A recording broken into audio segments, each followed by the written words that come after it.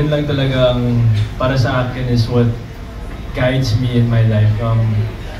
Instead of of course, my parents guide me then, my family, they're always there, my friends are there to support, but I think really the biggest and most important factor in the drive and why I do things really is prayer. Because kahit minsan kapag nahihirapan ako, at aminin ko din nahihirapan talaga ako sa work, I just stop for a moment and pray. And mas lalo kapag if it's too much for me, I always like to think about the good things in life talaga.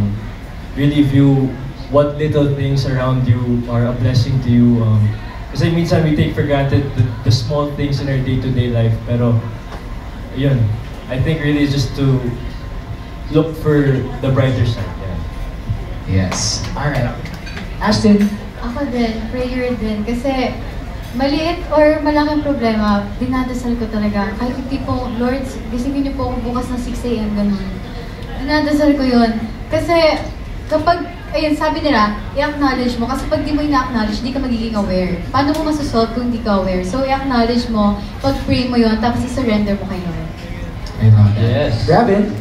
Ako naman po, aminado naman ako na marami akong dark side.